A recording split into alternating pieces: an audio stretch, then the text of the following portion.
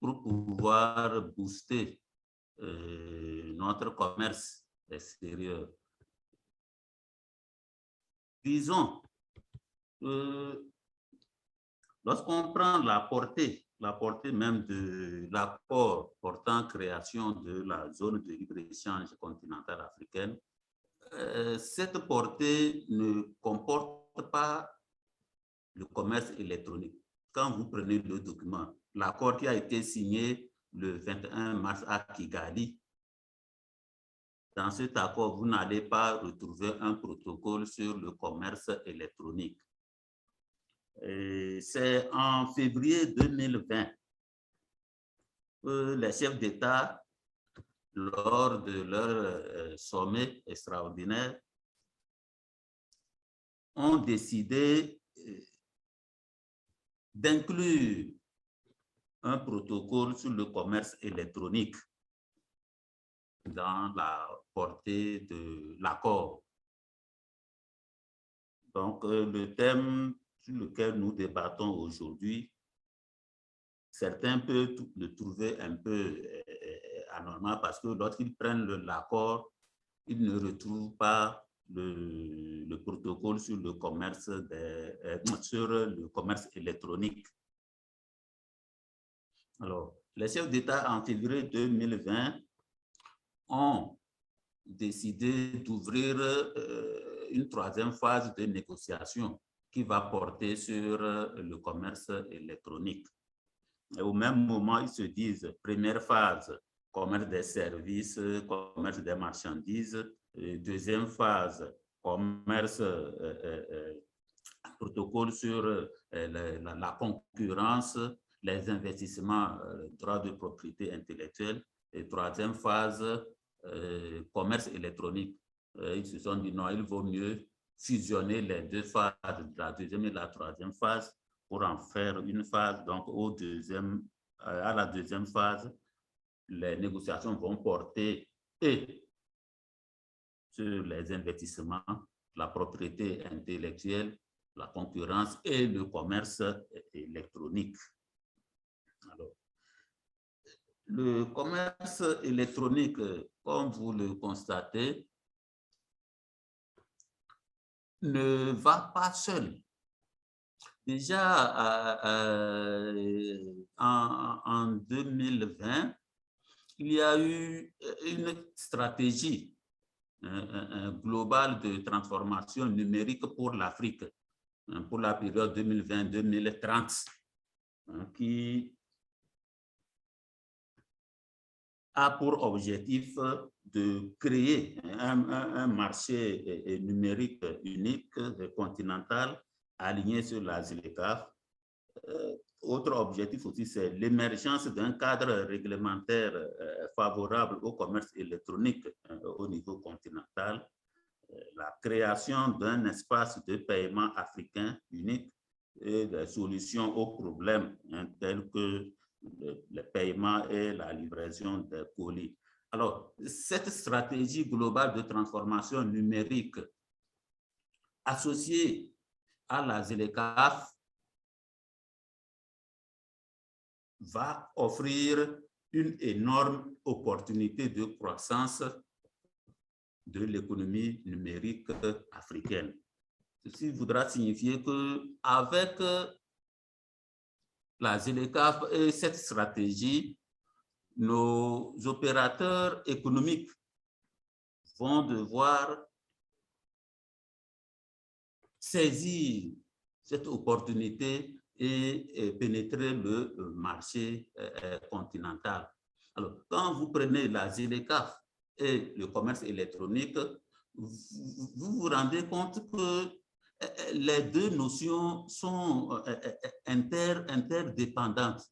En d'autres termes, comment est-ce que la ZLECAf peut aider le commerce électronique à prospérer? Comment le commerce électronique peut aussi aider la ZLECAf à prospérer? Donc, les deux sont interdépendants.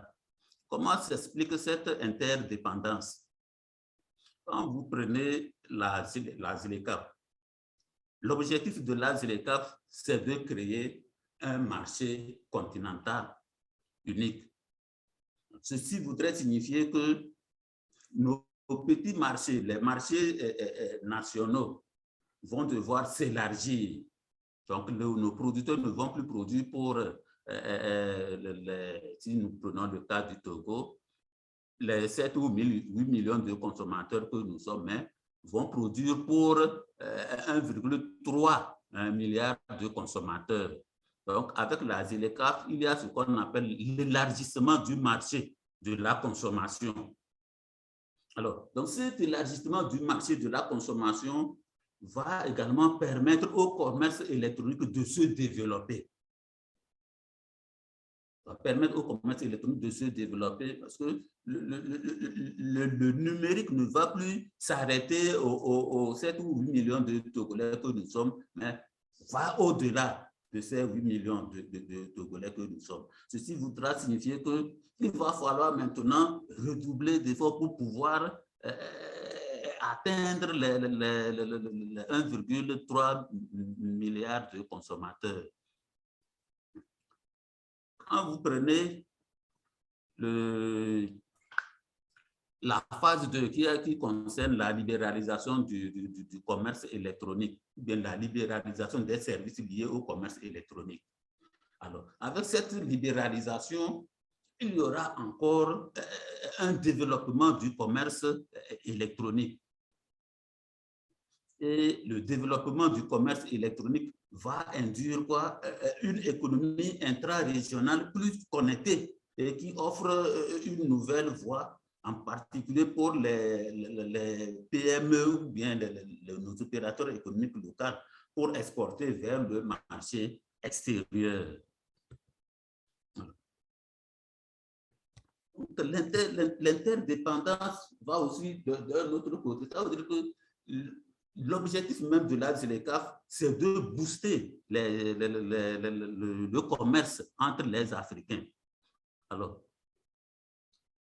ce commerce, avec le développement du commerce électronique, ça veut dire que le commerce électronique va faire booster ce commerce entre les pays africains. Ceci par le fait que si on se limite seulement au commerce des biens et autres, le commerce ne sera pas aussi vivace. Mais le commerce électronique va faire de telle sorte que je ne peux pas, peut-être, si je n'ai pas les moyens de faire déplacer ma marchandise du Togo vers l'Afrique du Sud et autres, mais à travers le commerce électronique, je pourrais le faire. Mais pour aussi, par exemple, les moyens de paiement électronique et autres, ceci va accélérer le commerce entre les États africains. Voilà en quelque sorte l'interdépendance entre les deux notions. Et je crois que je ne vais pas faire une présentation magistrale. Je vais procéder comme on l'avait fait la dernière fois. J'ai juste donné le contour du commerce électronique, et les questions ou les interventions des uns et des autres vont nous permettre de creuser davantage et cerner plus ce concept ou ces deux concepts, ZLECAf et commerce électronique. Alors, donc, les deux, que ce soit la ZLECAf ou le commerce électronique, les deux sont des leviers pour pouvoir permettre à nos services ou bien à nos biens et services locaux de pouvoir pénétrer le marché continental. Donc, la ZLECAf ouvre le marché et à l'aide de l'économie numérique, à l'aide du commerce électronique, nous pouvons pénétrer aussi ce marché continental. Voilà un peu le petit contour que j'aimerais donner afin que les interventions des uns et des autres puissent nous permettre de creuser davantage. Merci beaucoup, monsieur le modérateur. Et merci beaucoup au directeur pour l'explication que vous avez donnée et qui montre clairement qu'il y a justement le cadre légal qui est déjà posé pour l'implication du numérique dans tout ce marché-là, ce marché de libre-échange continental. Et aussi, vous avez su bien démontrer aussi qu'il y a une interdépendance. Car justement, il y a des années en arrière, pour pouvoir prospecter le marché peut-être ghanéen, il fallait y aller soi-même pour pouvoir toucher le marché. Mais aujourd'hui, on peut rester chez soi et envoyer des informations ou quand même communiquer sur son produit sur le marché ghanéen, pourquoi pas sur le marché de Madagascar, en tout cas d'autres pays de l'Afrique. Donc aujourd'hui, vous nous montrez aussi que vraiment il y a une interdépendance entre la ZLECAf, ce marché de libre-échange, et le numérique qui vient en appui. Et les deux s'entraident pour pouvoir avoir réellement des bénéfices conséquents par rapport à ce marché-là. Donc maintenant, nous allons remettre, avant de pouvoir vous soumettre à des questions de précision, de compréhension, nous allons remettre la parole à M. Kani, qui s'est connecté tout de suite, à M. Kani, afin qu'il puisse d'abord nous exposer de son expérience dans le e-commerce, de son expérience afin que nous puissions avoir une idée encore plus précise sur ce qu'est le e-commerce, comment est-ce que ça se déroule réellement sur le terrain, les difficultés qu'il y a autour, et maintenant revenir sur justement cette interdépendance qu'il y a entre la ZLECAf et le e-commerce pour faire vraiment émerger les produits et services locaux. Monsieur Kani, vous avez la parole. OK. Bienvenue, Monsieur Kani. Ah, je pense que votre micro, vous n'avez pas activé votre micro. D'accord, c'est bon? Oui, c'est bon. Maintenant, c'est bon? Oui, OK, merci beaucoup, mon ami personnel de Tichala. C'est avec plaisir, je vous retrouve ce soir. Énorme plaisir, j'allais dire. Durant tout ce mois, il faudrait que le ministère du Commerce, comme il le fait depuis, les entrepreneurs, tous ceux qui sont connectés, que nous soyons ensemble pour pouvoir booster notre économie nationale. Aujourd'hui, ce que moi j'aimerais partager beaucoup plus, c'est la relation intime qui existe entre un service de livraison et les sociétés ou les plateformes de e-commerce de nos jours. Il y a pas plus tard que 2 semaines, j'ai eu à animer un panel qui parle beaucoup plus de la logistique en Afrique. Et il est constaté que pour le moment en Afrique, nous n'avons pas exploité en tant que tel, pas plus de 15% même, nous n'avons pas encore exploité en tant que tel les retours ou bien les avantages du e-commerce et de la logistique.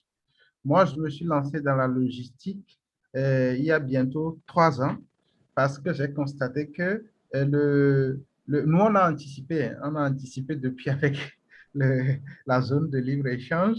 On a constaté qu'une fois que les clients ou bien une fois que nos proches commandent nos produits, ils ont souvent besoin qu'on leur livre. Et nous avons constaté que c'est difficile pour les entrepreneurs, premièrement, de transformer eux-mêmes, deuxièmement, de vendre eux-mêmes, troisièmement, de livrer eux-mêmes. Donc, c'est là où nous avons mis la logistique en place, les voitures, les motos, les tricycles, pour accompagner la jeunesse. Donc, nous avons été la première structure spécialisée dans la distribution des produits locaux au Togo. Donc, ça facilite vraiment les choses. Ça permet aux entrepreneurs de rentrer aussi et d'étendre la visibilité de leurs produits.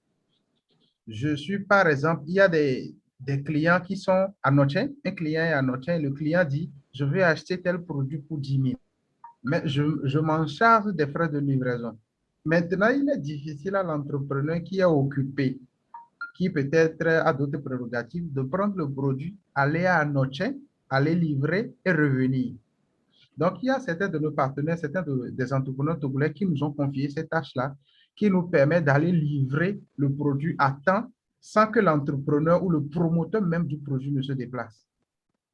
Donc, tout ça contribue aussi à l'essor ou bien ça permet aux jeunes entrepreneurs de se préparer et affronter la zone de libre-échange dont on parle. La zone de libre-échange continentale qui arrive, je dirais que il faudrait, nous, de notre niveau, restructurer certaines choses. Premièrement, restructurer quoi? En matière d'e-commerce, c'est vrai qu'il y a des plateformes d'e-commerce, mais nous ne sommes pas encore sophistiqués comme cela se doit. Il faudrait que nous arrivions à renforcer notre capacité.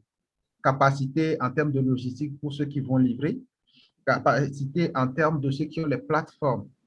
Exemple, une plateforme sur laquelle un client commande un produit et veut être livré dans 30 minutes.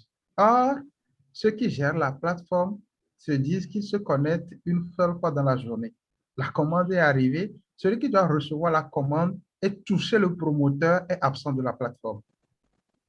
Or, de ce côté, si la zone est ouverte, quel client va accepter faire une commande et attendre pendant 3 heures de temps et ne pas être livré? Nous avons toujours reçu aussi des formations qui disent qu'une fois que vous publiez, je donne un exemple, c'est du Junabio, c'est du thé Bissap, c'est du thé Kenkeliba. Une fois que vous publiez sur les plateformes, ajoutez en même temps les prix. Comme ça, quand les clients voient, les clients sauront automatiquement que je peux acheter tel produit à 2 000, je peux acheter tel produit à 3 000. Sur certaines de ces plateformes, on constate que le juste posté avec la photo, sans les prix ou sans les informations nécessaires qu'il faut. Donc, de ce côté, qu'est-ce qu'il faut faire? Il faudrait que nous subissions des formations. Et le ministère du Commerce, je crois, si je ne me trompe pas, avec certaines structures, se sont lancés déjà dans cette politique-là. Tout en continuant, ça va nous aider de préparer la zone de libre-échange et l'affronter comme cela se doit. Il faudrait aussi que du côté de l'aéroport, du côté du port, il faudrait que l'État continue toujours la politique de restructuration et de renforcement des capacités de ces deux institutions, à savoir le port et l'aéroport, pour que les commandes aussi aillent très vite. Parce que quand on parle de commandes, ce n'est pas seulement sur le plan national. Il y a des gens qui commandent via la plateforme de la Poste.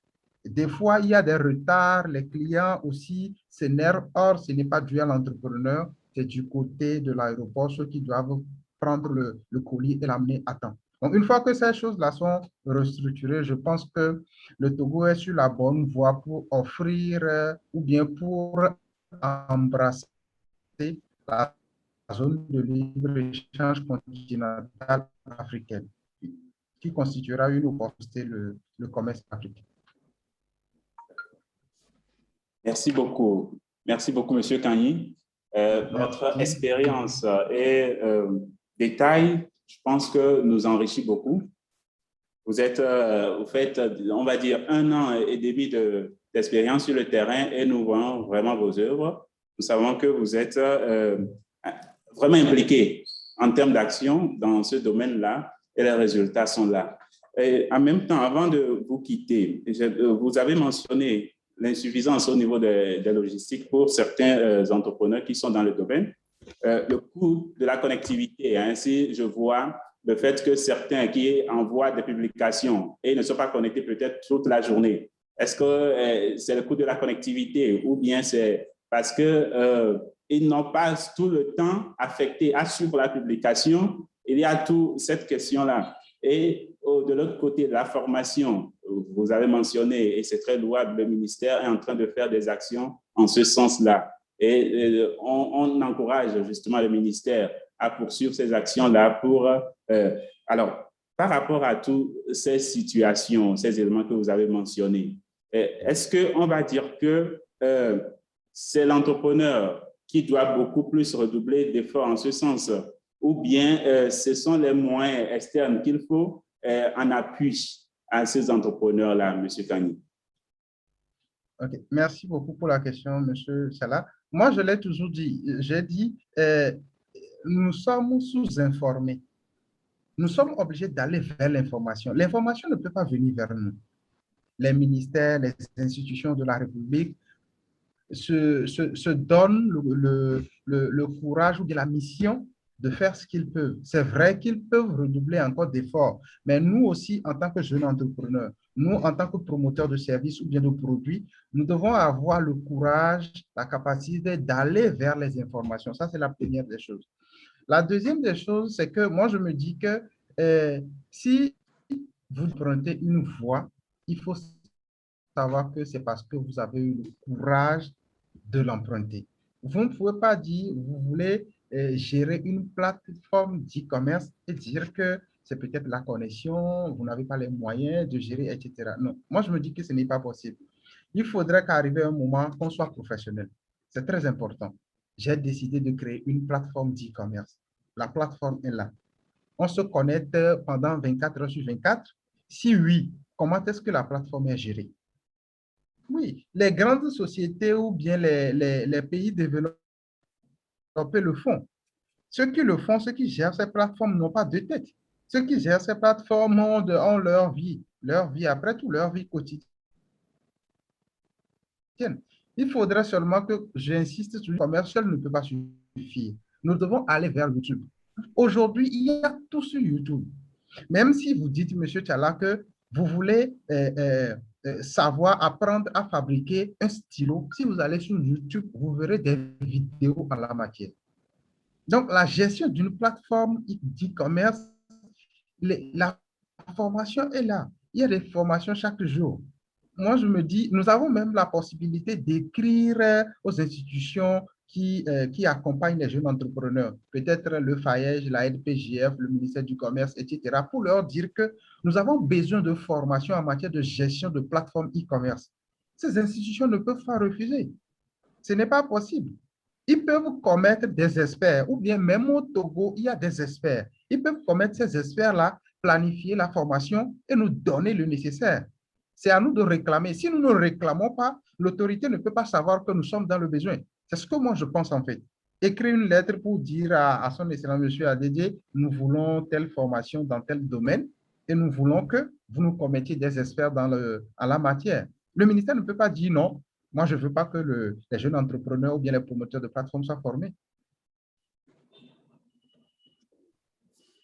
Très bien. Merci beaucoup, M. Kani. Merci beaucoup pour cette précision que vous venez de donner. Car réellement, en tant que jeune entrepreneur, lorsque justement on a l'idée ou bien on a la petite expertise, on se dit qu'on détient tout d'informations, on détient tout le savoir sur le petit projet que nous avons. Et parfois, on manque de pouvoir aller approfondir ces compétences-là, approfondir cela pour pouvoir faire mieux. Merci beaucoup, M. Kani. Nous revenons au directeur pour justement nous aider à renforcer cette corrélation-là qu'il a fait tout de suite par rapport à la ZLECAf et le numérique, de nous dire, est-ce qu'au niveau, mis à part le cadre légal qui est déjà institué, en termes de moyens, M. Kani vient de toucher la formation qui est faite par le ministère, est-ce que monsieur le directeur peut encore nous édifier sur d'autres cadres plus pratiques qui sont déjà mis à disposition des entrepreneurs en termes justement d'information pour tous ces entrepreneurs-là, à savoir que oui, au niveau du ministère, il y a justement des choses qui se font et ils peuvent s'en approprier à tout moment, avant de laisser la parole à tout l'auditoire pour les questions. Merci. Monsieur le directeur. Merci beaucoup, monsieur le modérateur.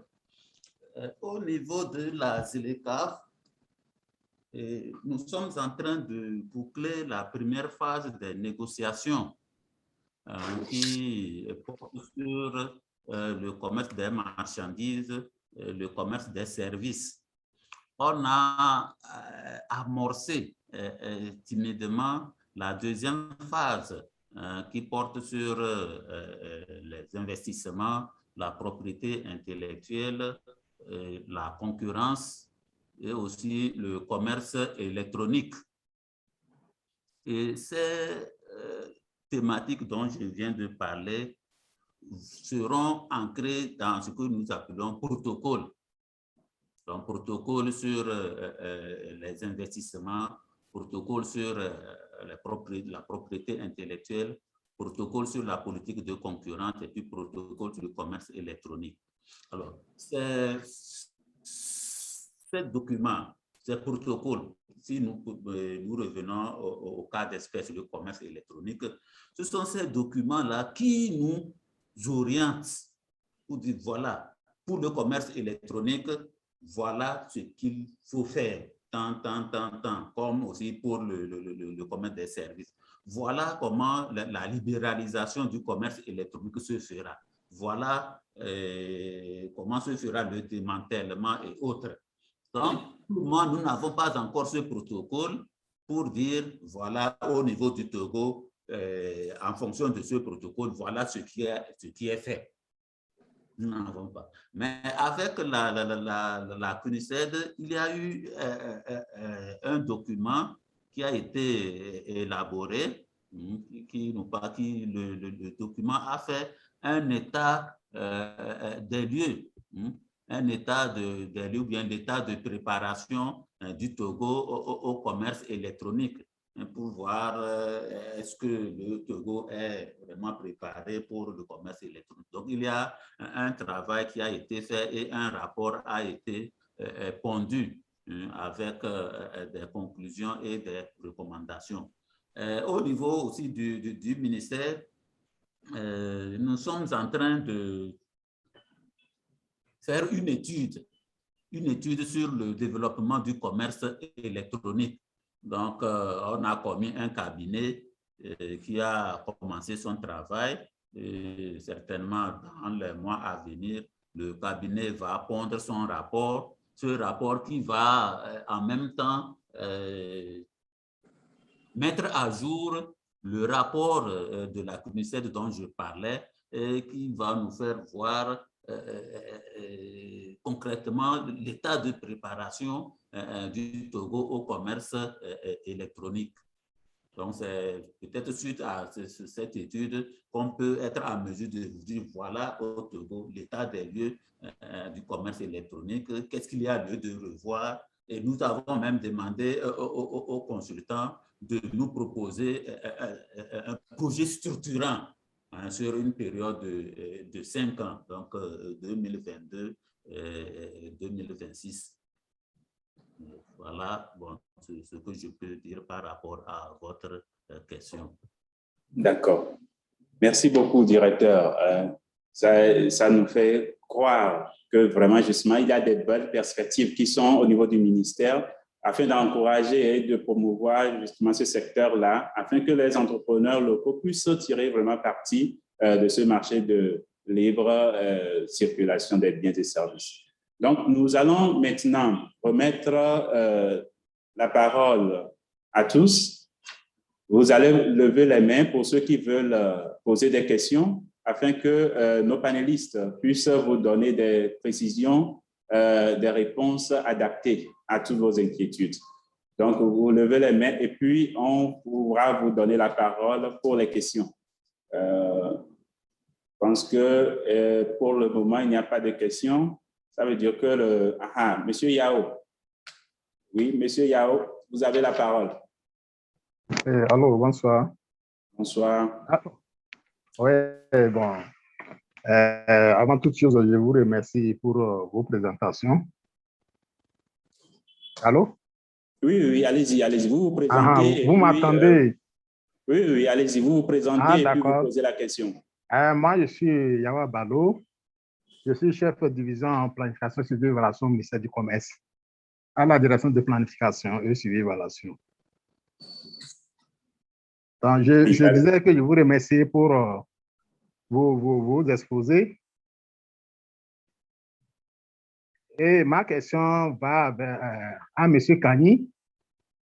Il nous a fait partager son expérience en matière de développement du commerce et de sa plateforme de e-commerce au Togo.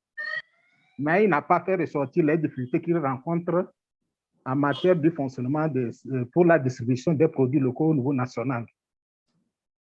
Donc, j'aimerais savoir, est-ce qu'au niveau du Togo, il n'a pas de difficultés, puisqu'il a parlé que c'est nécessaire qu'on puisse développer les logistiques d'aéroportières et plus portières. Est-ce qu'au niveau intérieur, il n'y a pas des choses, des recommandations ou bien des difficultés qu'il rencontre dans l'exercice de sa fonction? Je vous remercie. Merci beaucoup, M. Yao. M. Kani? Vous avez la parole pour répondre à M. Kani. D'accord. Merci beaucoup pour la question. Bon, non, je ne dirais pas qu'il n'y a pas de difficulté. Non, il n'existe pas de domaine dans lequel on ne parlera pas de difficultés.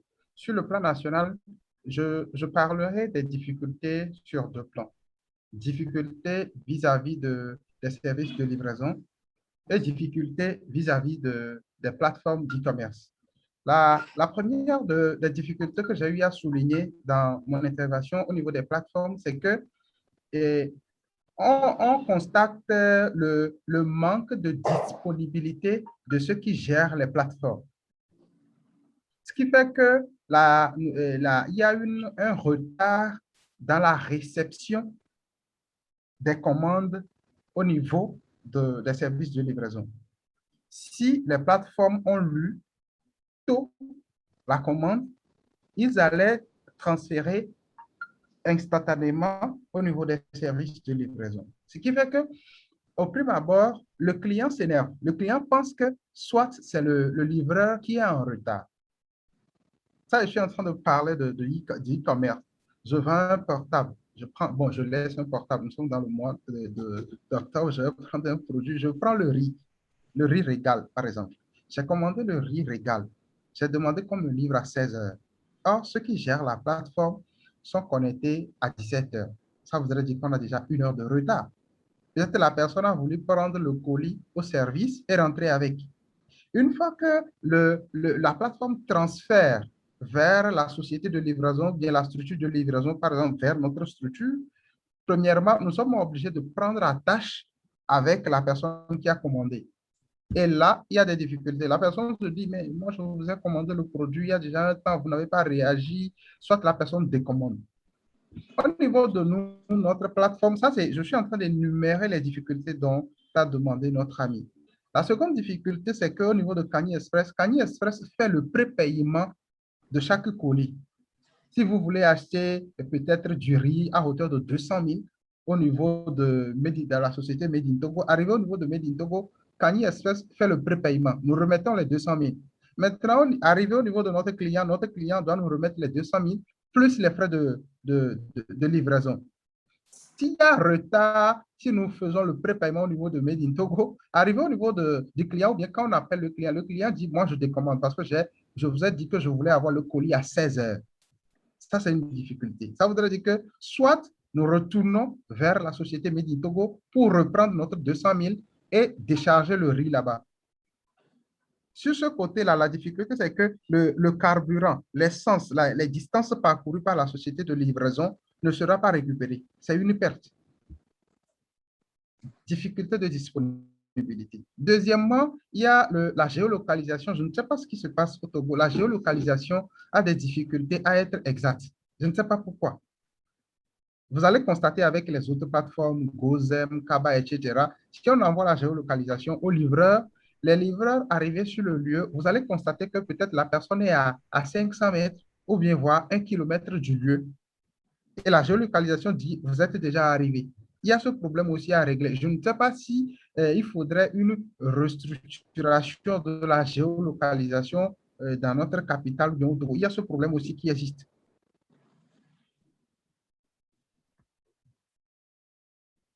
D'accord. C'est bon, M. Kani, vous êtes au bout? Oui, c'est bon. C'est bon. Je ne sais pas s'il y a d'autres questions. Je suis preneur.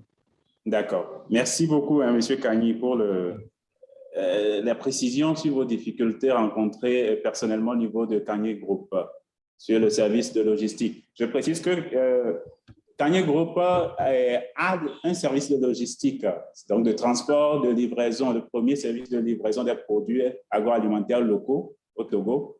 Et il collabore justement avec des services de e-commerce pour pouvoir livrer les produits qui sont commandés via eux. Donc, c'est un peu cela. D'autres questions, vous pouvez toujours lever les mains pour qu'on puisse évoluer. D'autres questions, s'il y en a?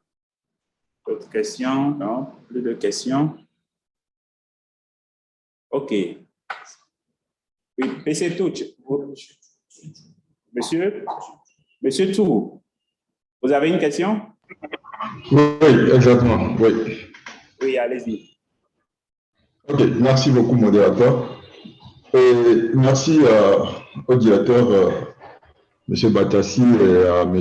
Kani pour leur présentation. J'ai juste une petite question de novice et elle va à M. Kani. Et tout à l'heure, il a énuméré certaines difficultés qu'ils rencontrent dans l'exercice de leur activité. Je voudrais savoir, lorsque ces problèmes surviennent, alors comment ils arrivent à régler justement ces problèmes entre peut-être le client et la structure? Je voudrais parler de comment ils arrivent à situer les responsabilités, au fait. Comment les responsabilités sont situées pour que vraiment, justement,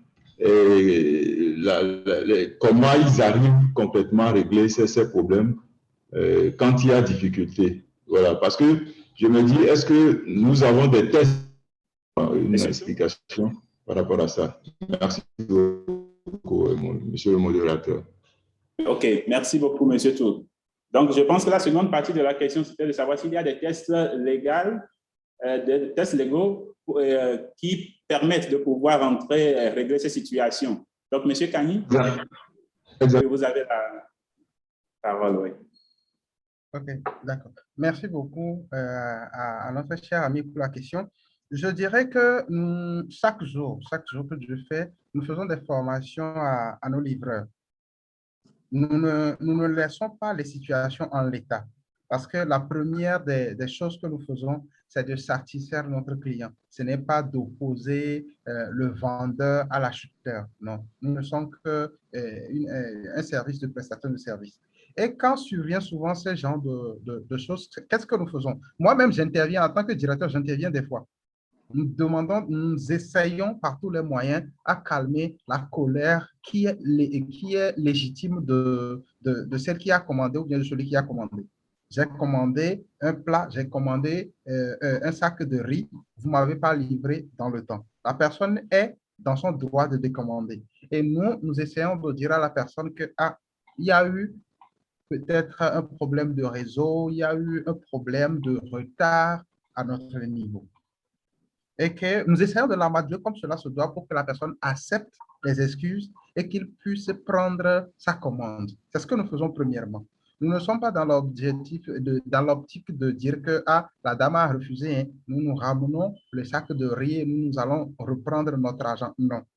Si nous faisons cette tractation, moi-même j'interviens, la société vendeur aussi intervient, la société vendeuse aussi intervient et que ça ne passe pas et que nous sommes obligés de ramener les sacs de riz préachetés.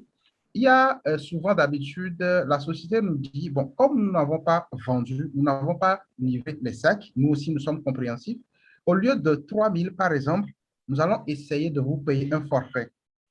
Et ça marche toujours très bien. Nous n'avons jamais eu de problème par rapport à ça. Une livraison qui doit coûter 3 000, la livraison n'a pas été exécutée. La société nous dit, bon, à la place des 3 000, vous aussi, vous avez dépensé de l'énergie, vous avez dépensé tout ce que vous avez amené, il faudrait les amortir. Je vous paie 1 000 francs ou bien 1 500 à la place.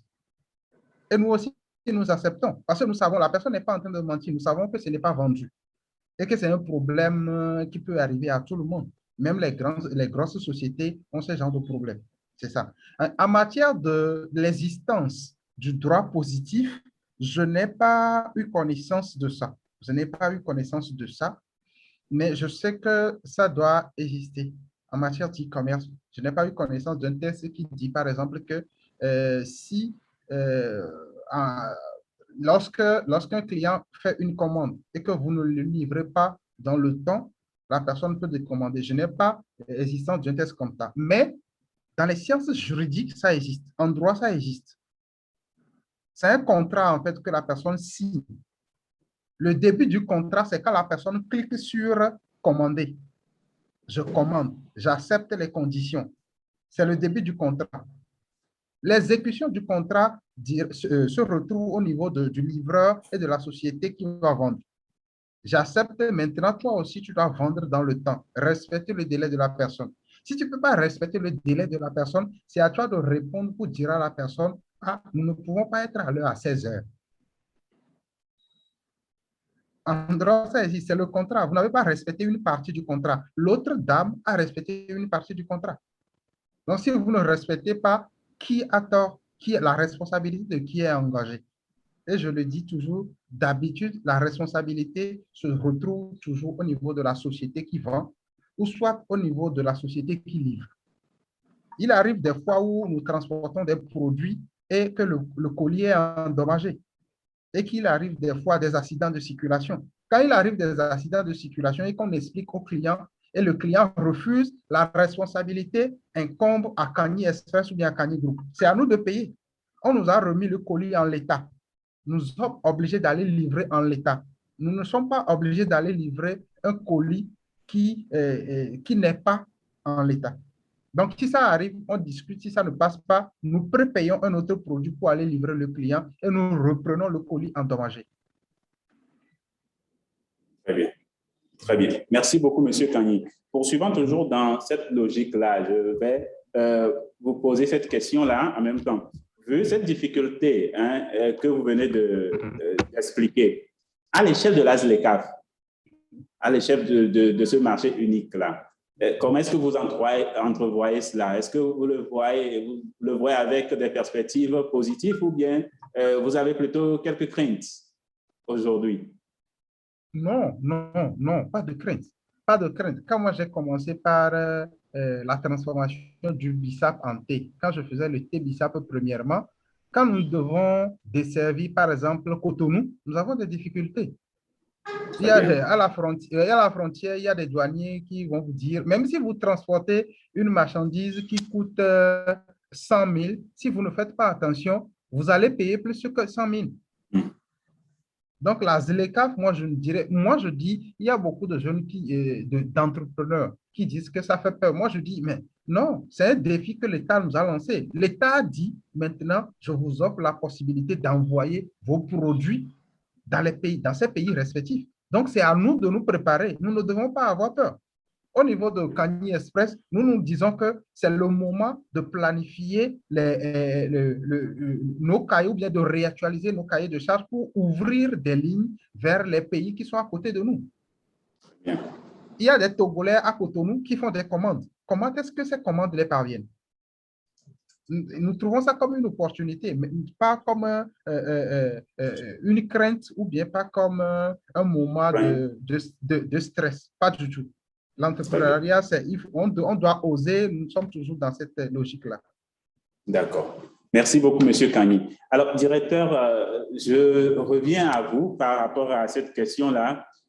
Dans la semaine, un ami entrepreneur me faisait savoir déjà qu'il devrait recevoir une commande du Bénin, tout proche d'ici.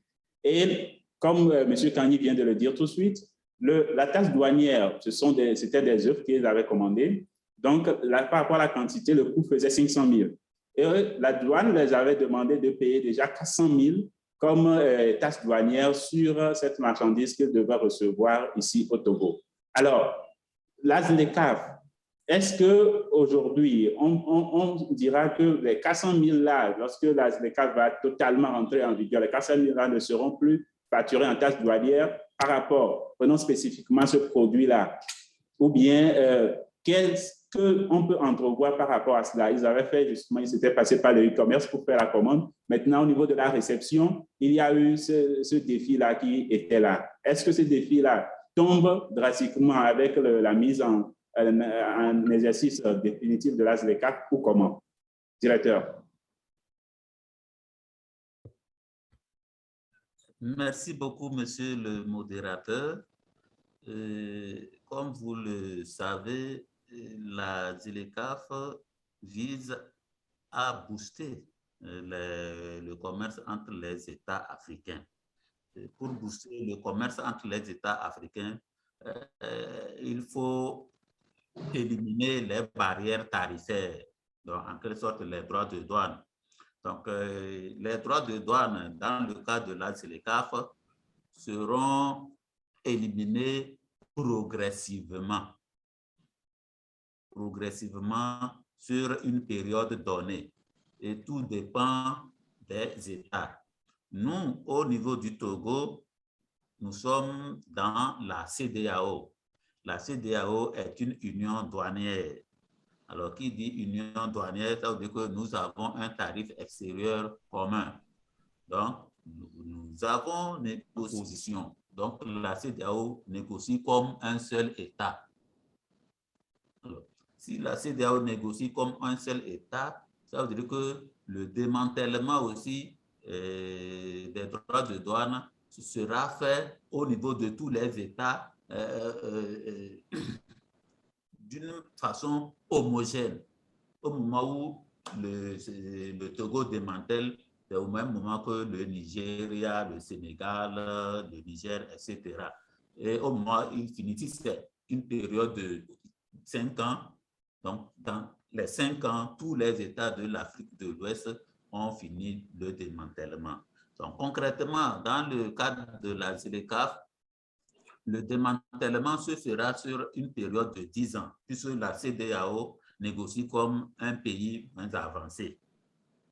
Alors, les pays moins avancés démantèlent les droits de douane sur une période de 10 ans. Et tandis que les pays en développement, quand je prends l'Afrique du Sud, le Guinée, ils vont démanteler sur une période de 5 ans. Alors, le produit dont vous parlez, pour le moment, le démantèlement n'a pas encore démarré, n'a pas encore commencé parce qu'on est en train de régler un certain nombre de questions qui sont en suspens. Vous n'êtes pas sans savoir qu'avec la ZLECAf, ce sont les États africains qui s'accordent entre eux des préférences. Entre eux des préférences. Alors, comme ce sont des préférences, ce ne sont pas tous les produits qui bénéficient de ces préférences. Ça veut dire qu'un opérateur économique ne peut pas importer une marchandise de l'Europe ou bien de l'Asie et faire passer ça sous la préférence de la ZLECAf. Alors, pour pouvoir distinguer les marchandises qui viennent hors d'Afrique et celles qui viennent d'un État africain, c'est quoi? Le certificat d'origine qui accompagne la marchandise. C'est ce certificat d'origine-là qui fonctionne comme la carte d'identité du produit ou le passeport du produit. Donc, c'est le certificat d'origine qui détermine, qui va dire que le produit-là vient d'un État africain. Si le produit vient de l'État africain, donc il peut bénéficier de la préférence. Tu ne viens pas de l'État africain, donc il ne peut pas bénéficier. Donc, les œufs, là, je ne sais pas si ces œufs qui viennent du Bénin, est-ce que c'est effectivement du Bénin ou bien ces œufs viennent d'ailleurs et que c'est au Bénin qu'il y a eu réexportation. Donc, pour le moment, dans le cadre de la ZLECAf, comme on n'a pas encore commencé par démanteler, diminuer progressivement les droits de douane, donc les produits subissent, supportent les droits de douane. Donc, ils ont intérêt à payer les droits de douane. Lorsque le démantèlement va commencer, on va maintenant démanteler progressivement. Quand je dis progressivement, ça veut dire que si un produit qui doit supporter les droits de douane de 20%, alors, comme le démantèlement se fera sur 10 ans, ça veut dire qu'on divise 20 par 10, ça fait 2. Donc, ça veut dire que pour la première année, au lieu de 20%, ça fait 18%. Après un an, ça fait 16, 14, ainsi de suite. Et jusqu'à la 10e année, on est à 0%. Donc, c'est comme ça que se fera le démantèlement. Et il faut aussi noter que le démantèlement, ce n'est pas sur tous les produits. Ce n'est pas sur tous les produits. On a voulu libéraliser le commerce entre Africains de 90%. Donc, on a voulu ouvrir le marché à 90%. Donc, ça veut dire qu'il y aura 90% de produits qui seront libéralisés et les 10% restants seront répartis en deux groupes. Il y a un groupe pour les produits sensibles et un autre groupe pour les produits à exclure. Alors, les 90%, vous allez me demander comment on va déterminer les 90%. Nous, en tant que CEDEAO, nous avons notre tarif extérieur commun.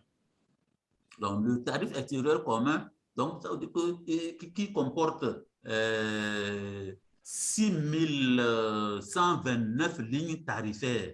Donc, ça fait 90% de 6129, ce qui nous donne quelque chose de 5516. En tout cas, bon, les calculs vont nous donner les chiffres. Donc, ça veut dire que 90% des 6129 lignes tarifaires là seront libéralisées. Voilà, sur une période de 10 ans. Maintenant, les 10% de lignes tarifaires restantes là seront réparties en 7% et 3%. 7%, c'est pour les produits sensibles. Donc, les produits sensibles sont les produits qui nous tiennent à cœur. On se dit, ah, ces produits-là, nos unités de transformation sont en train de les fabriquer, de les produire. Si on libéralise, ça veut dire que les produits similaires viendront d'ailleurs et pourront concurrencer nos unités de transformation ou bien de production locale ne pourront pas supporter. Donc, on les classe dans les produits sensibles et ces produits sensibles seront démantelés pas au même moment, c'est-à-dire à la période des 90%, mais à partir de la 6e année. Si je dis par exemple que c'est en 2021 qu'on a commencé par démanteler, donc c'est en 2026 qu'on va commencer, c'est un exemple que je donne, hein, c'est en 2026 qu'on va commencer par démanteler les produits, les 7%, là, les produits sensibles. Et on les démantèle sur une période de 13 ans. Donc, ça fait 2026 plus 13, ça fait 2039.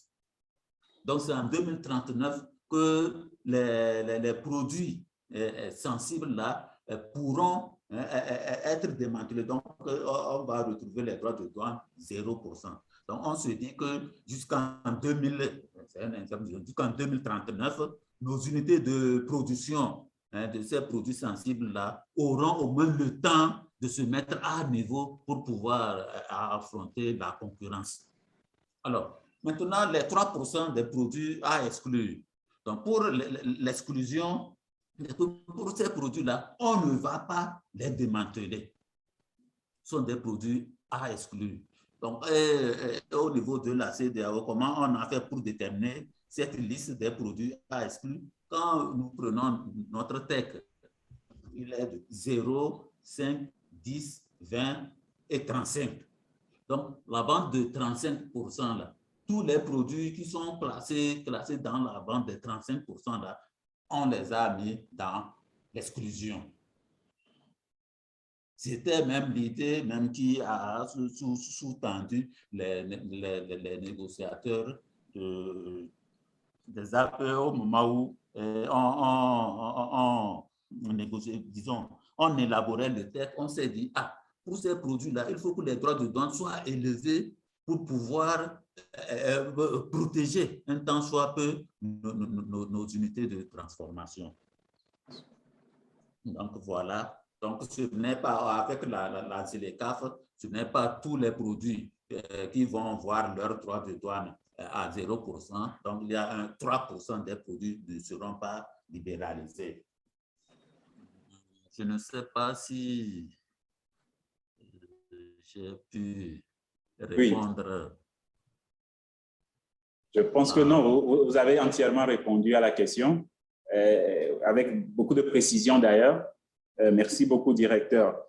Donc, si je vais dire que, en fait, pour les entrepreneurs que nous sommes, il n'y a pas de raison d'avoir peur. Si nous prenons un mot, le directeur, il n'y a vraiment pas de raison à s'inquiéter, justement parce que ce n'est pas aujourd'hui, en même temps que le marché sera inondé par les entrepreneurs des autres pays, mais ça serait progressif. Et justement, le ministère est en train de faire un grand travail en ce sens pour accompagner les entrepreneurs dans ces étapes-là.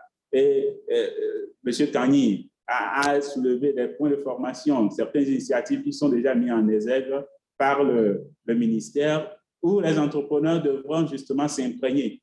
Et pas seulement au niveau du ministère du Commerce, mais aussi auprès de d'autres entités qui accompagnent les entrepreneurs afin de pouvoir se préparer à rentrer réellement dans l'effectivité de l'ASLECAF. Donc, s'il n'y a plus de questions, je pense qu'on va faire, on va donner la parole encore à M. Kani pour nous dire peut-être d'autres précisions qu'il souhaiterait amener à notre moulin. M. Kani, s'il n'y a justement plus d'autres questions. Oui, je suis là. Oui, d'accord. En attendant que d'autres questions ne viennent, si vous avez encore d'autres précisions, d'autres points à soulever sur justement le côté logistique et le côté du e-commerce pour pouvoir vraiment aider nos entrepreneurs à pouvoir être au niveau. Oui, je dirais que ce ne sont que des partages que nous faisons, ce ne sont pas des enseignements. Moi, je suis toujours dans une logique de partage d'expérience avec les gens, parce qu'il faudrait que nous continuions toujours par apprendre. Moi, je dirais que il faudrait que chaque entrepreneur, au jour d'aujourd'hui, les entrepreneurs continuent toujours pas penser que moi-même. C'est ce que beaucoup pensent aujourd'hui. Or, ce n'est pas une réalité. C'est pas possible, c'est pas faisable. Essayons de voir les produits qui arrivent au Togo. Ou soit même ici au Togo, je peux donner l'exemple des canettes de la bébé. Les canettes de la bébé, la livraison est confiée à quelqu'un d'autre. La bébé ne vend pas directement les canettes. Si vous allez aujourd'hui au niveau de la bébé pour dire je vais acheter des canettes, on va vous orienter vers celui qui est le responsable de cette distribution-là. Donc, la personne a signé un partenariat, un contrat avec la bébé produit, la personne vend. Mais aujourd'hui, nous pensons que nous, entre jeunes, on se dit que je dois être partout sur la chaîne de valeur. Ce n'est pas possible. C'est pas possible. Moi aussi, au début, j'ai commencé par produire le champ du bissap, moi. Mais arrivé à un moment, je me suis dit que c'est trop épuisant. Il faudrait que je forme les métayers et je leur remets les semences appropriées. C'est tout.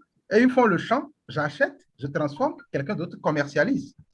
C'est comme ça, moi, je perçois aujourd'hui les choses. Donc, il faudrait que de notre côté, on soit difficile à épouser en même temps. C'est difficile à épouser, mais je crois qu'avec le temps, beaucoup d'entrepreneurs vont orienter ces choses-là. La preuve, c'est qu'aujourd'hui, nous avons beaucoup d'entrepreneurs togolais et ivoiriens qui nous ont confié leurs produits.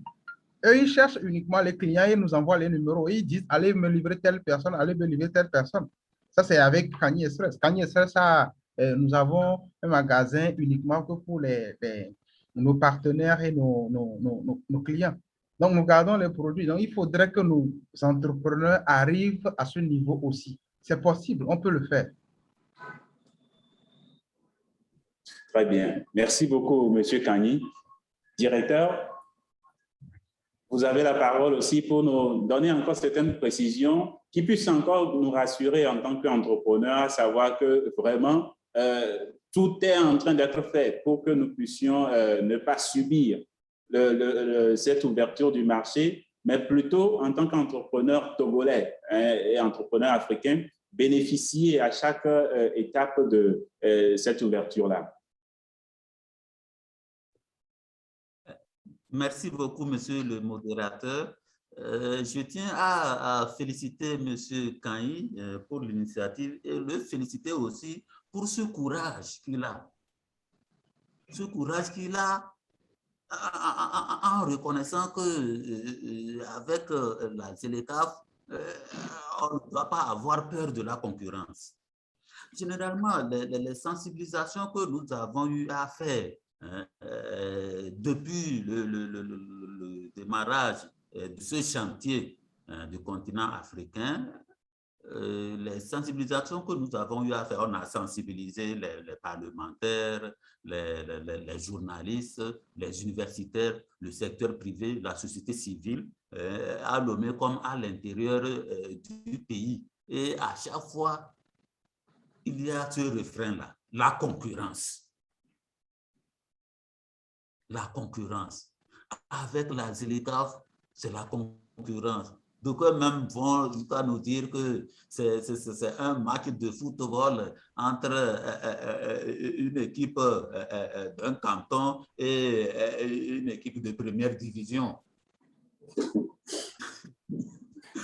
Ça, effectivement, je comprends le secteur privé. Oui. Il y aura vraiment une concurrence. Il y aura une concurrence parce qu'avec l'ouverture des frontières, les produits vont inonder nos marchés.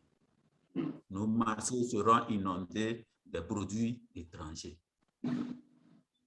Mais nous, au niveau de notre pays, surtout notre secteur privé, doit aussi se préparer pour aller inonder les autres marchés. Avec l'arrivée des autres produits, on se dit, est-ce que nos produits-là pourront être compétitifs? Et je crois que le panel de la dernière fois, le panel de mercredi, s'est penché sur la compétitivité des produits locaux face aux produits étrangers. Et au cours de ce panel, on a eu à débattre en long et en large de comment faire pour pouvoir supporter la concurrence, pour que nos produits soient compétitifs. Il n'y a que le respect de la qualité et le prix. C'est qualité et prix qui font la compétitivité d'un produit. Maintenant, revenons sur le comportement du secteur privé.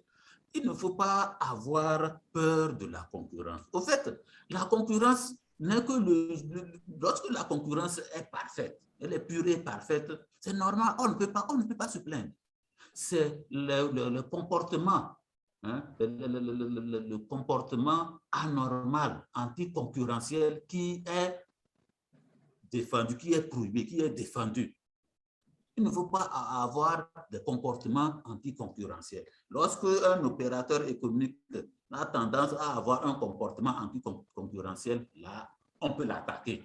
Mais si c'est un comportement pur et parfait, il n'y a pas de problème. À partir du moment où le jeu de l'équilibre est là, il n'y a pas à se plaindre. Il n'y a pas à se plaindre. Donc, les produits qui vont nous arriver, ces produits, effectivement, vont inonder le marché. Nous, au niveau de notre secteur privé, nous devons nous préparer pour pouvoir faire face à ces produits qui nous viennent. Donc, se préparer à faire face à ces produits, des produits de bonne qualité. Produits de bonne qualité. Et même au niveau de l'accord, il y a déjà des garde-fous pour se prémunir de ces comportements, pour se prémunir de ces importations massives. Il y a ce qu'on appelle les mesures de défense commerciale. Les mesures de défense commerciale, les mesures anti-dumping, les mesures de sauvegarde et les mesures compensatoires. Mesures anti-dumping, on peut peut-être retrouver des produits qui sont vendus sur notre marché à un prix inférieur à leur prix de revient.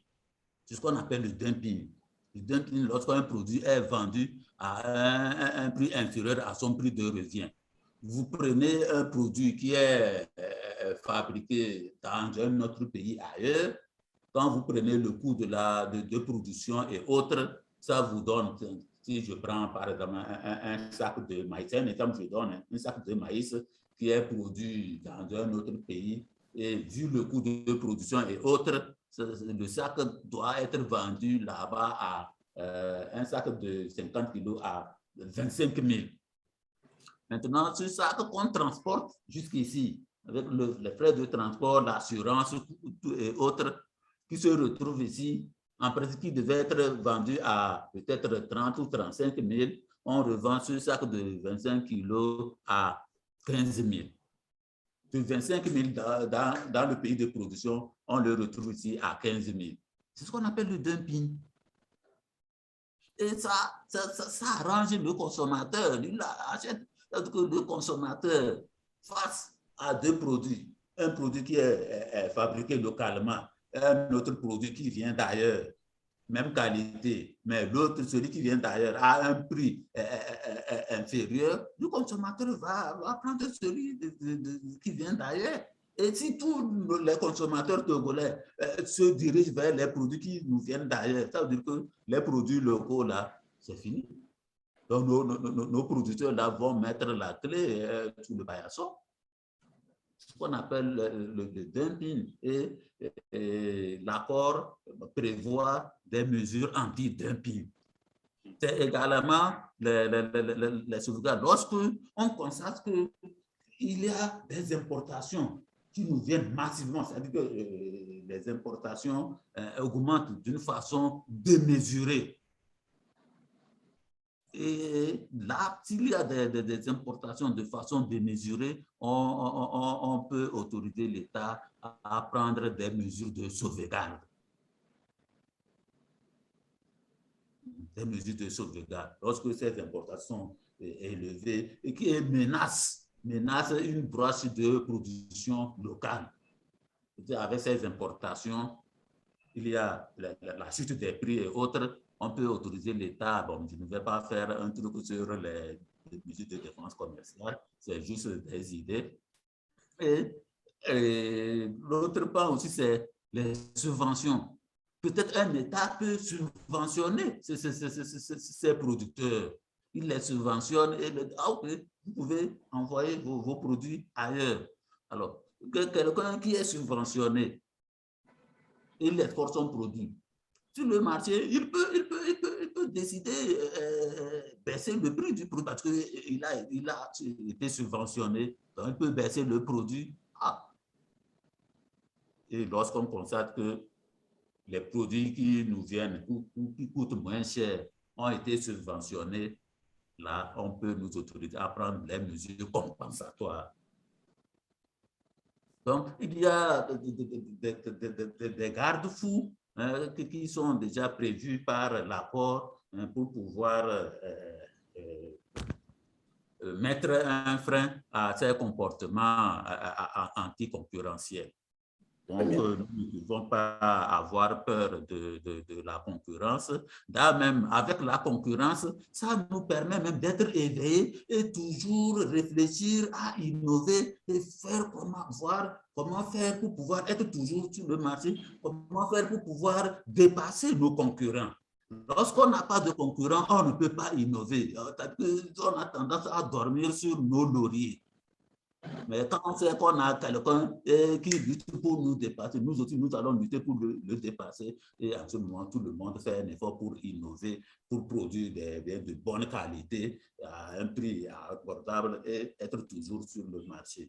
Je ne sais pas si j'ai pu répondre à votre préoccupation. Oui, vous avez bien répondu en tout cas. Merci beaucoup, directeur. Nous allons lire le message d'un internaute qui nous suit. Madame Aïcha Touré, elle nous dit ceci: la plateforme de vente en ligne doit mettre en place un cadre juridique de confiance. Le produit virtuel peut ne pas correspondre exactement aux attentes de l'acheteur qui se trouve à l'autre bout du monde. Il est important pour les acheteurs d'être assurés de pouvoir retourner la commande sous 14 jours, généralement, et être remboursés. Monsieur Kani, que dites-vous de cette proposition de notre internaute. Oui, merci. Merci beaucoup. Ce n'est pas une proposition, mais beaucoup plus une disposition juridique qu'elle vient de le dire. Comme je l'ai dit, je n'ai pas lu en toute honnêteté le droit positif qui a trait au e-commerce, mais je maîtrise un peu, plus moi-même, je suis juriste, je maîtrise un peu la transaction en ligne. C'est-à-dire quand est-ce que le contrat commence, quand est-ce que le contrat prend fin. Le contrat prend fin d'habitude normalement à la fin de la livraison. Quand vous livrez, le contrat prend fin en même temps. C'est de ce côté-là. Donc, ce qu'il a dit, c'est réel. Mais quand à ce qui concerne le mode de paiement, il y a plusieurs moyens de payer aujourd'hui. Je crois qu'il y a une société appelée Cinépay, quelque chose comme ça, qui met à disposition une plateforme où vous pouvez, au Togo, il n'y a pas MTN, mais quelqu'un peut être à Cotonou, acheter votre produit, payer avec MTN et vous allez recevoir l'argent ici, soit avec Flou, soit avec Timoni. Je crois qu'ils sont sur les pavés de Torti ou bien de Djidjolé. Cinépay, je le vois comme ça. Donc, c'est un mode de paiement qui facilite beaucoup la vie aux entrepreneurs. Du côté de Kanye Express, j'ai eu à le dire tout à l'heure, nous diminuons ou bien nous allégeons la tâche aux nationaux, ceux qui sont sur le plan national. Nous faisons le prépaiement parce que si vous normalement, quand vous nous envoyez pour aller récupérer un produit pour vous, vous devez nous remettre l'argent. Et quand vous devez nous remettre l'argent, il faudrait que le livreur se déplace. Le livreur se déplace, vous devez payer la livraison. Ouais. Ou soit, si vous devez envoyer l'argent via Timoni ou via Flouz, vous devez ajouter les frais de retrait. Donc, ce côté-là, nous avons allégé cette partie où nous disons aux clients, vous n'avez pas envoyé l'argent, vous n'avez pas besoin de faire venir notre coursier au prime abord pour prendre l'argent. Nous-mêmes, nous irons remettre l'argent et une fois qu'on sera chez vous, vous allez nous rembourser sans intérêt ou sans quoi que ce soit. Ou sans, si c'est 2 000, vous payez les 2 000 plus les frais de livraison. Ouais. Donc, c'est des moyens, au fur et à mesure que nous avançons, il y a d'autres moyens plus sophistiqués qui viendront. Dans les pays développés, il y a déjà des moyens. Au Togo, c'est vrai que beaucoup de personnes utilisent les cartes Visa, mais ce n'est pas encore d'actualiser, ce n'est pas trop ancré dans les activités où quelqu'un peut utiliser sa carte Visa pour acheter, par exemple, un thé de 2000. Or, dans les pays développés, c'est très courant, c'est facile à faire, ce n'est rien du tout. Au Togo, quand vous demandez ça à la personne, premièrement, la personne a peur qu'on essaie de trafiquer par après son numéro de carte. Donc, il y a toute cette logique-là qui tourne autour de ça. Sinon, ce que Mme Aïcha Touré a dit, c'est une réalité. Merci beaucoup, M. Kani. Monsieur Diova, est-ce que vous avez une question? OK, merci beaucoup. Je pense que l'heure tire à la fin. Nous allons faire juste un tour de table s'il n'y a plus de questions des internautes. Nous allons faire un tour de table en commençant bien sûr par le directeur pour nous dire son mot de fin. Il nous a bien rassuré maintenant en tant qu'entrepreneur de ne pas avoir peur de la ZLECAf. C'est plutôt pour l'essor de l'économie, de nos activités. Nous sommes maintenant face à un marché de 1,3 milliard. Donc, c'est de profiter au maximum de ce marché-là et en même temps de faire une prévision, de se dire, ben, dans 5 ans, je dois être à ce niveau par rapport à ce marché et de commencer à y travailler aujourd'hui. Alors, directeur, nous allons vous remettre la parole pour un mot de fin de ce panel-là. Merci.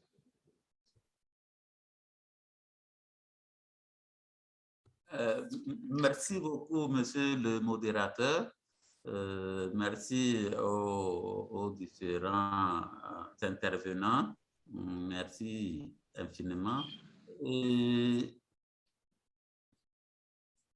je dirais pour mot de fin que le commerce électronique a le potentiel d'ouvrir de nouvelles opportunités et peut, avec le commerce électronique, peut maximiser le commerce intra-africain. Donc, le commerce électronique vient en support à la ZLECAf, tout comme la ZLECAf offre une opportunité au commerce électronique. Et ceci ne peut se faire sans la participation du secteur privé, c'est-à-dire de nos opérateurs économiques. Donc, nos opérateurs économiques, c'est-à-dire le secteur privé, doit s'engager dans la transformation numérique afin de saisir les immenses opportunités offertes par les technologies numériques et bénéficier des avantages combinés de l'économie numérique et de la zone de libre-échange continentale africaine. Encore une fois, merci et félicitations au secteur privé qui se débat, surtout avec le développement qu'a fait M. Kani. Je vois que notre secteur privé est en train de se battre et je lui jette encore des fleurs. Je l'encourage à persévérer, à aller davantage et ne pas avoir peur de la concurrence. Merci beaucoup, monsieur le modérateur. Merci beaucoup, directeur. Monsieur Kani? Merci. Je tiens à remercier le directeur. Merci beaucoup pour Je prends ces paroles comme des bénédictions. Merci beaucoup. Merci d'être là pour nous. Merci de nous pousser comme cela se doit pour que nous devenions aussi des champions. Si nous devenons des champions, c'est notre pays que nous honorons. Merci au ministère du Commerce. Merci à tous ceux qui nous ont suivis. Merci à toute l'équipe qui a préparé cette rencontre de ce soir et à l'équipe qui continue de préparer la suite du mois de la consommation locale. Que Dieu nous bénisse et pour que nous puissions garder l'énergie nécessaire pour la lutte vers la consommation locale totale. Merci à tous. Bonne soirée. D'accord. Merci beaucoup, M. Kani. Nous remercions chacun d'entre vous pour avoir suivi ce second panel-là. Nous rappelons que le thème sur lequel nous avons discuté, débattu, c'est le e-commerce et ZLECAf, levier de promotion des biens et services locaux sur le marché continental africain. Donc, nous remercions tous encore pour avoir suivi. Nous pensons que chacun d'entre vous a été édifié par les informations qui en sont ressorties. Et surtout pour ces entrepreneurs-là qui étaient dans une certaine inquiétude par rapport à cette ouverture du marché, nous espérons qu'avec les perspectives du numérique qui nous ont été démontrées par l'expérience de M. Kani et par tout cet arsenal juridique légal qui est en train de se faire progressivement et toutes les actions qui sont menées et continuent d'être menées par le ministère et la possibilité même de pouvoir toucher d'autres entités qui puissent nous aider à pouvoir être à même d'affronter ce marché-là lorsqu'il sera effectivement ouvert. Je pense que de toutes ces informations, chacun d'entre nous en ressort instruit et édifié pour la suite de la marche. Donc, le mois du consommer local, c'est cette opportunité-là pour chacun d'entre nous de pouvoir faire valoir à nos produits et services. Nous remercions une fois encore le ministère et tout le gouvernement pour cette action et l'UEMOA justement par rapport à ce mois-là à cette initiative.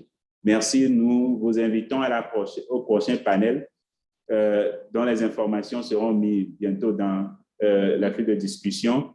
Nous vous invitons à suivre le ministère sur les pages, surtout la page Le mois du consommer local. Merci une fois de plus à tous et nous restons connectés. Merci. Merci beaucoup, directeur. Merci, M. Kani. Merci à tous ceux qui ont suivi. Bye bye.